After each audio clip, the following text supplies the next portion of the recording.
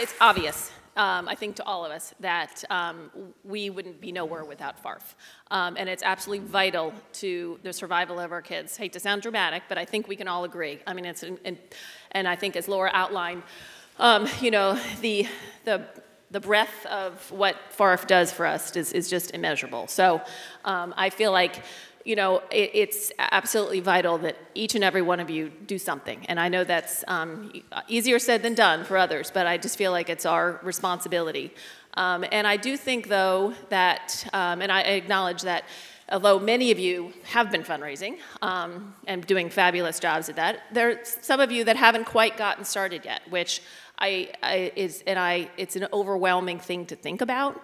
But I do think that getting started really is the hardest part. I was thinking about it and I was like, it's kind of like exercising. Like, no one wants to do it, right? And sometimes getting started is the hardest part. But once you're doing it, you kind of find your rhythm and things just fall into place. But there are obviously lots of barriers. You know, no one wants, it's overwhelming to think about the amount of time and energy, physical energy, emotional energy that you might have to expend.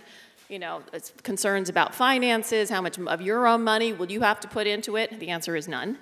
And it's just overwhelming to sort of think about maybe even having your child exposed. Some people don't know that they want to share their story. But I think that you'll find that once you get started, and be interested later, we'll have some more discussion to talk about other people's experiences with that process in itself and just getting started. But once you get started, things fall into place. I think much more quickly than you may think. But again, getting started is the hardest part. But this is what we're here to do, because we just got to do it.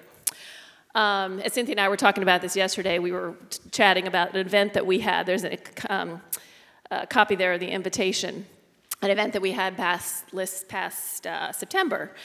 And Cynthia had called me on just after camp, and she was all fired up about fundraising. Which is obviously a fabulous thing, and hopefully you guys will all have that same experience on the way home. And so long and short of it, we wound up throwing this event together. But Cynthia, why don't you talk a little bit about what that was like, or just getting the ball rolling for you? Yeah, so just to go back, so we got thrown into FA in 2012, literally just was thrown into our face, slammed into our face is a better way to say it. So right to transplant. So our first time at Camp Sunshine was June of 2013, so just 2 years ago. And Lynn, you probably don't remember this, but it was a huge impact on Gerard and I.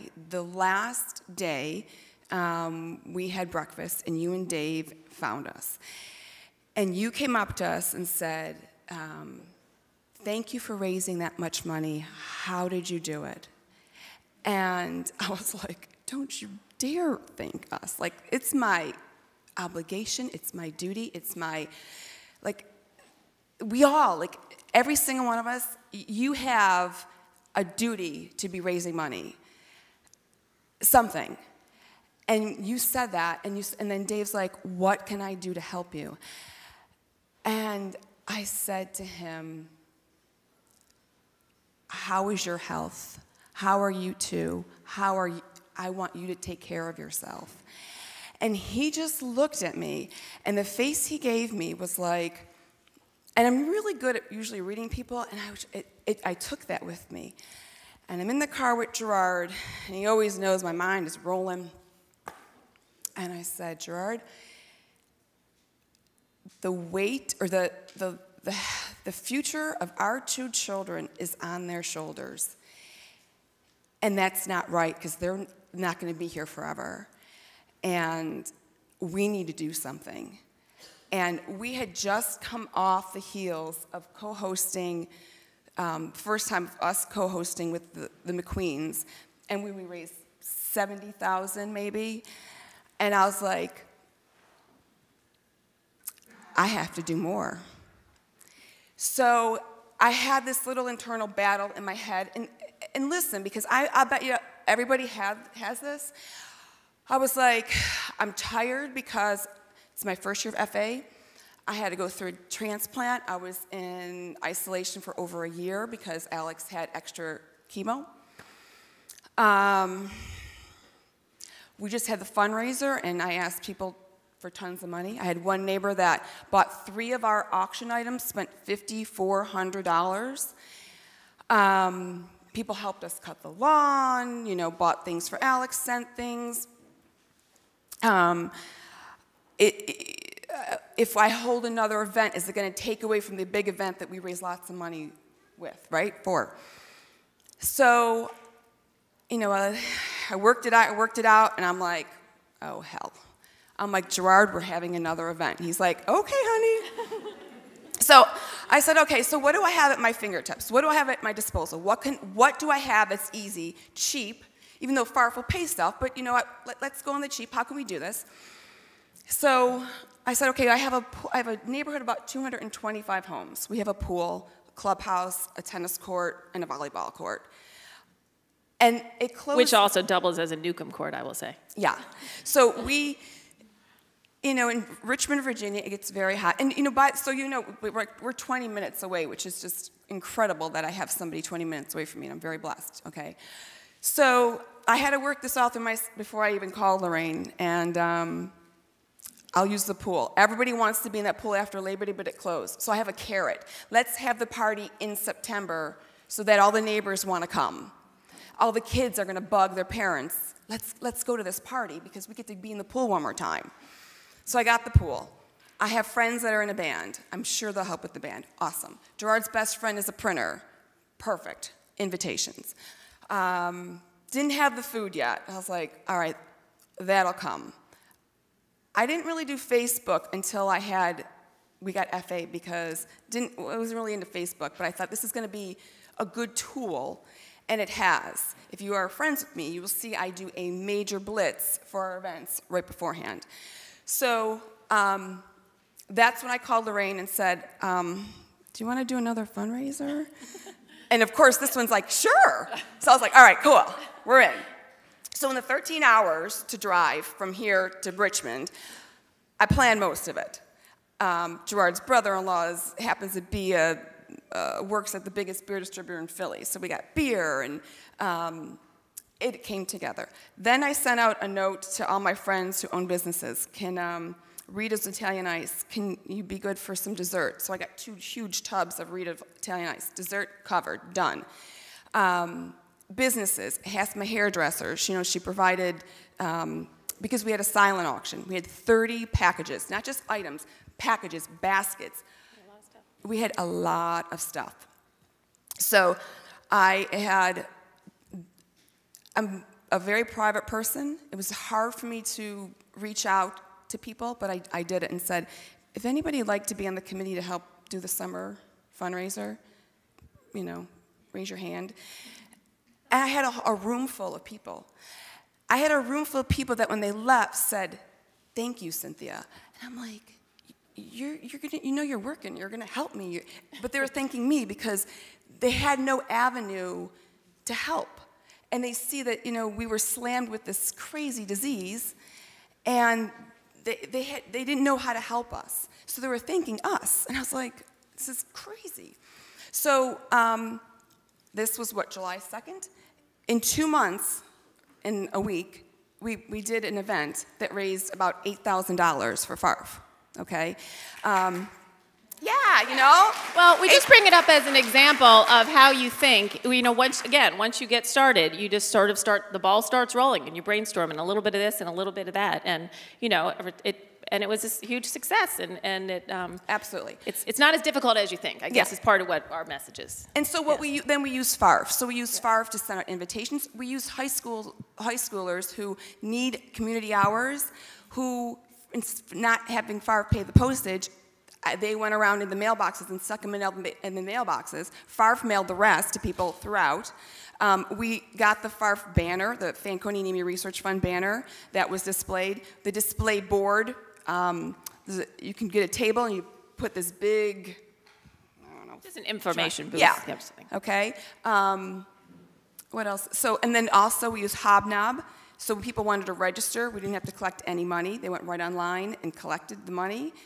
So that's how we got the entrance fee. What else? Right, and registration, and keeps and helps manage, invitations and all of that. Yeah, I mean, Laura obviously talked a lot about what FARF can do, but here's just again another review. But they really can, take out a lot of the logistical, and very time-consuming tasks like mailing letters. When you're mailing 1,000 letters, it's huge to have, someone else be able to do that. So to be able to have their support and to be able to take care of those tasks are great.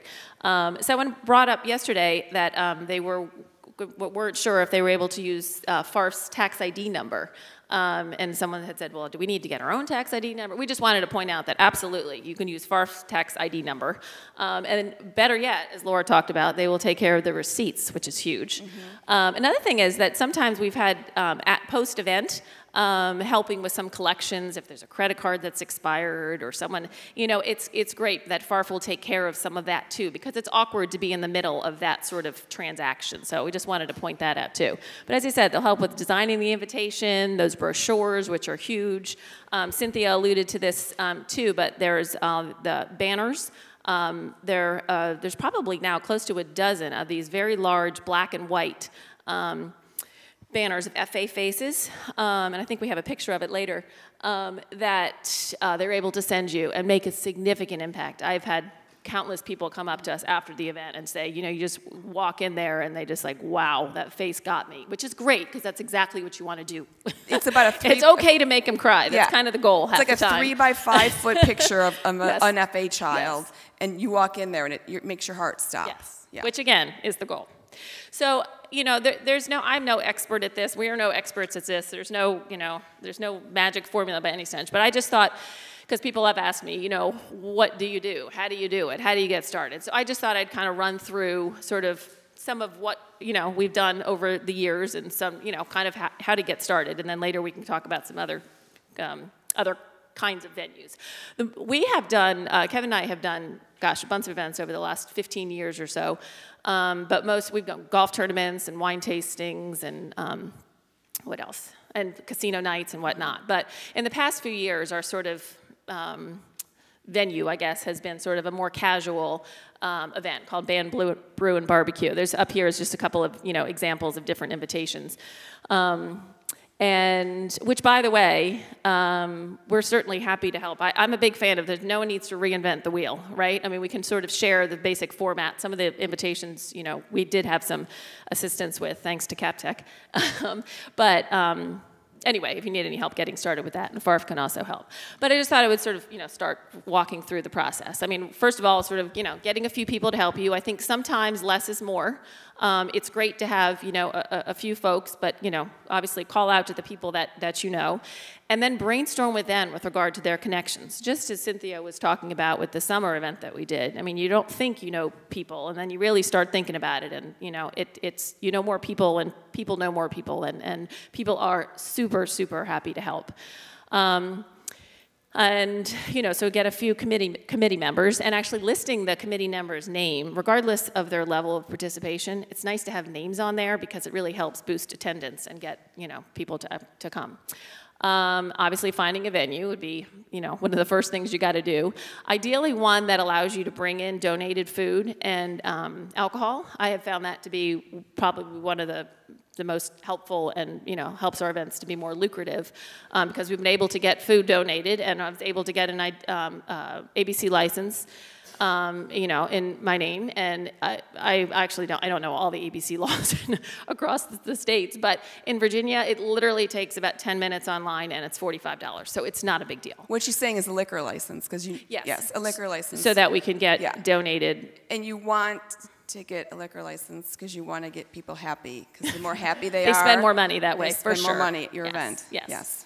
And then obviously thinking about what kind of venue you want to want, an auctioneer. We've had a band that has donated to our event. Last 5-6 years. I mean, they charge thousands of dollars to go and they play elsewhere, but they have donated year after year their time and energy, which is phenomenal to me. But thank goodness.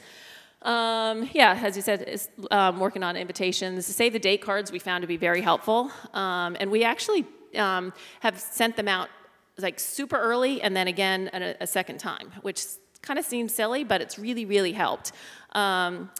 It also seems, it's sort of counterintuitive, but oftentimes we just use an online printer, and the more you get printed of something, it's kind of, doesn't make any sense, but if you get a higher quantity of items, the cost is actually less. So we always wind up having gobs of different, save the dates and send them out twice, again, and it's really helpful. Mails it. FARF mails it, Yeah. Huge. Obviously getting a list together of, if you're gonna do an auction or whatnot, you know, getting a list of a master spreadsheet together of you know, businesses and whatnot that you're going to send letters to. I was recounting yesterday when Cynthia and I were talking about this. I remember the very first year that I decided to do an event, just after Sean was diagnosed, and this dates me clearly, because I remember sitting at my kitchen table with a legal pad and the yellow pages, because that was what the option, and I actually went through the yellow, but just sort of brainstorming and sort of trying to get my first mailing list together to local businesses and whatnot. Obviously these days that's not, you know, that's certainly not necessary, and a lot easier to text your friends and, you know, Google your spreadsheet, as well as, you know, sharing amongst your friends. And then just following up. I mean, really, there's no rocket science to it. It just takes some follow-up phone calls and whatnot, and friends are obviously super helpful in that process, too. I just wrote in live versus silent auction. I just wanted to throw it out there, because we've done both, and obviously, you know, do whatever works for your event and, you know, what you choose to do. But in our experience, a live auction has been a fraction of the work and more lucrative. Significantly more lucrative. You're getting smaller, you know, just, you know, maybe 15 to 20 packages, you know, potentially larger ticket items, or, you know, making them, you know, the packages a little more valuable. But it has been, as I said, just so much less time and pulling it all together, and made a significant amount of money. We have, in the past couple of years, because we were talking, I was talking about this with the Grossmans about a live versus silent and a live auction, and I've hired a professional auctioneer, which is absolutely money well spent in our experience. One of the most powerful things at the end of at the auctioneer, you know, does. He just got a great way of sort of, you know, working the crowd, and you know, making them cry just a little bit just before, which is great. But it's absolutely phenomenal. At the end of the auction, after we, you know, go through, you know, our 20 packages or whatnot, he'll do this, you know, thing, and he'll say, you know, whoever has, you know, didn't actually purchase an item, but if you'd like to help and contribute, can you be a hero? Who wants to be a hero? I mean, I kid you not, in less than 3 minutes, you make $20,000. I mean, it's absolutely magical somehow, but so I just thought I'd throw that out there. That, yeah. Yes. This year's live auction took about 30 minutes, and we raised $54,000. And honestly, half of it was at the end. Yeah. And I will tell you that people, it's almost an event itself, because it is just, it's exhilarating, it's magical, but people will say, like, that was unbelievable, that auction. Like, thank you for letting me come and help. Yeah, I mean, it is, that little half hour is just like, people love just to watch it, because it's, I mean, it's crazy. Just a little drink, one drink in a hand and your other bid number. I mean, like, it's amazing how much money we can raise for FARF. You know, one that we get the most return on investment is see, so the bottom platter there is my kids' hands. The top one is Alex's, the bottom one is Jacqueline's. It was donated by a pottery place. They get between $1,000 to $3,000. That one got, I think someone paid $1,500. Sean did a popcorn bowl that got $2,000. Almost $3,000, actually. Almost $3,000. Okay. So, yeah. So we have 2 of those, and that right there, it's amazing, absolutely amazing. And now this slide that you see here. This is what we get when we give Kevin the list, because if you can see a crazy person it's all of us dancing and not him. Yeah. Thanks, Kevin. But so the big thing is, look at the top party bus. One leaves from my house, one leaves from Lorraine's house. I liquor them up on the way there. They're all happy. I will say, it does seem, we hesitate a little bit because it's not cheap. I want to say it's about $1,000, but it is well worth it. I actually started doing that several years ago when, again, the ABC license was in my name, and I was like, if I were smart, I would make sure these people all got home safely. And I will tell you, I have a person who owns a business who has like a daycare center. In addition to filling up 55, I had another one that filled up 14. That's how many people left our house. you can see, I don't know if you can see in the left center, there's pictures of Sean and Baylor.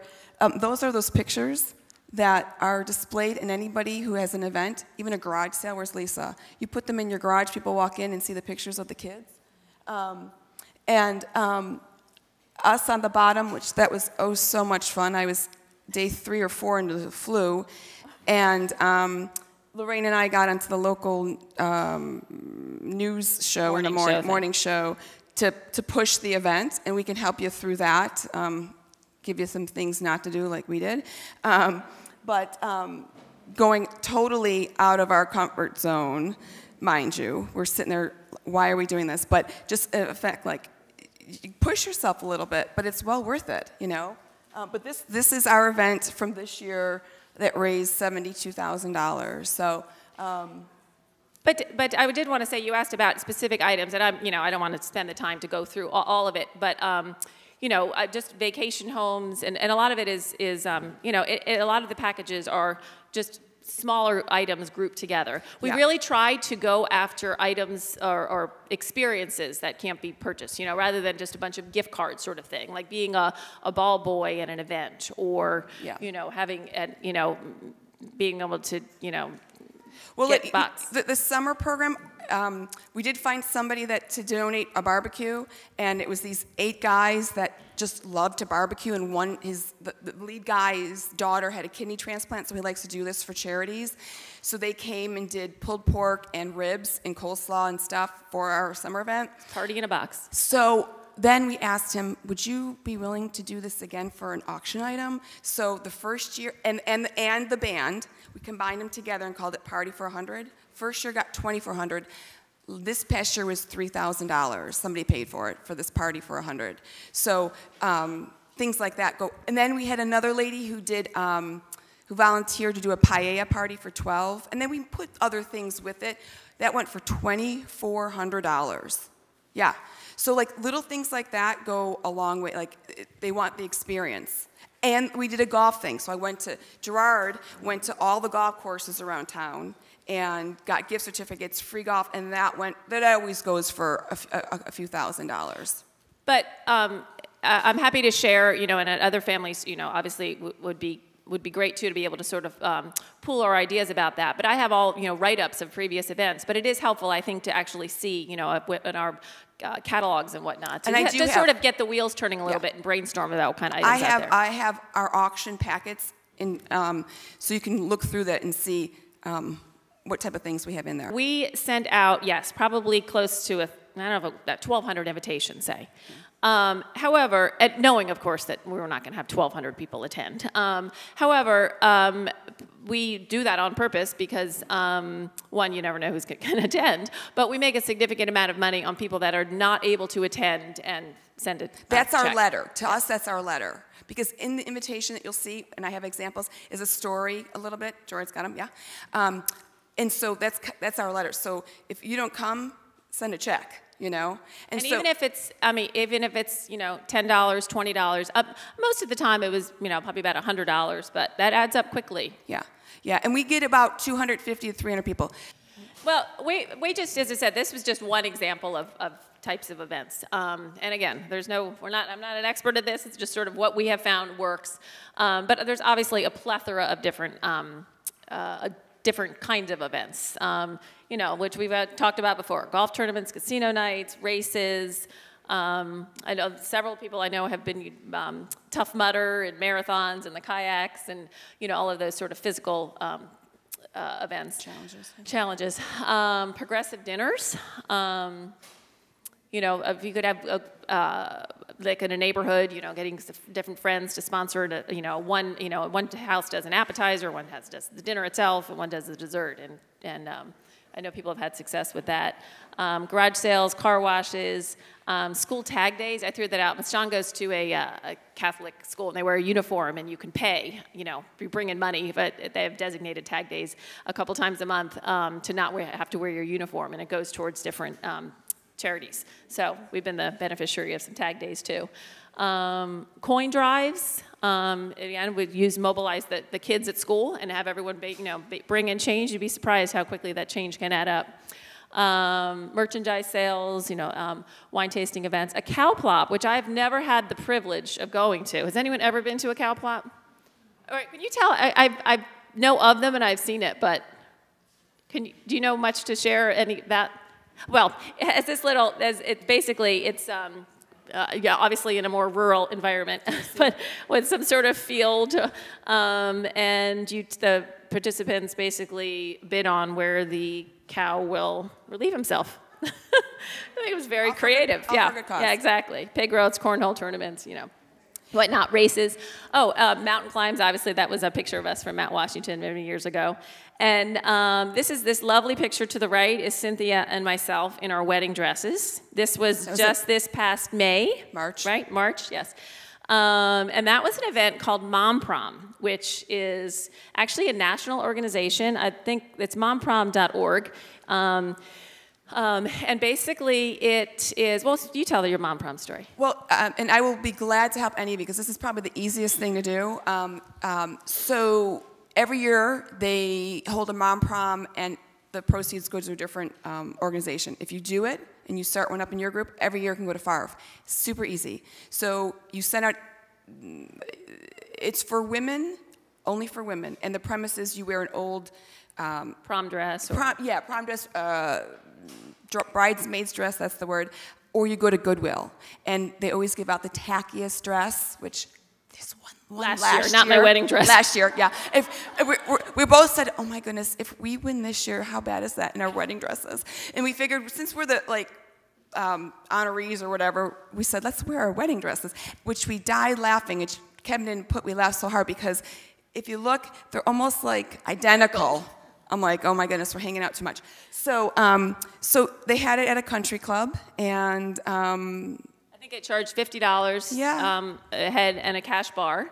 Yep. A few silent auction items, but not many. Yeah. But it's really fabulous, and I wanted to point it out. And again, look it up because it's a national organization, and they are looking for charities to support. Yeah. I actually looked at the website yesterday, and there's a little link, contact to try to find your local Mom Prom organizer, and you can send an email and say, hey, this is, when's your next event, and we'd like to get on the list. Right. The two ladies that actually sponsored the event for us. 2 years ago, actually, had found out about FARF through Cynthia, and they said, we're already kind of booked for this year, but we'll, be happy to sponsor you guys.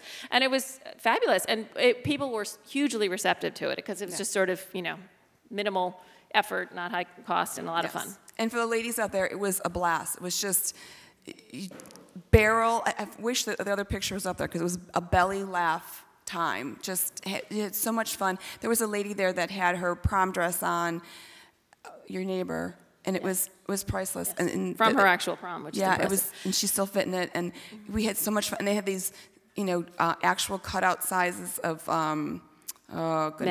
men, celebrities, and the things that these women were doing with these posters. But it was a lot of fun, and it raised. What did we raise? I think they raised $7,000 for FARF this year, Well, and one of the other things, too, is sort of, as Cynthia alluded to it a little bit, constantly feeling like you're asking again. Oh, my God, these people are asking again. But, again, time after time, we have just not had that experience that people are happy to support the cause and bring. And with each kind of event that you do, it obviously helps, raise your the awareness and the attendance. But the other thing I was going to say is about the awareness, that with each, each mailing, each event, it sort of educates people about FA and helps put it on their radar so that they're willing to. And two really good points to make, and it's kind of just one, but last year's event, Alex's donor came. Oh my gosh. There wasn't a dry eye in the house. You could hear a pin drop when he spoke, and it was amazing. And he did bring, he's a teacher at a Catholic school, and they had a coin drive for Lent, and they raised, I don't know, $2,000 for FARF. He brought the money. He spoke, and it was just powerful.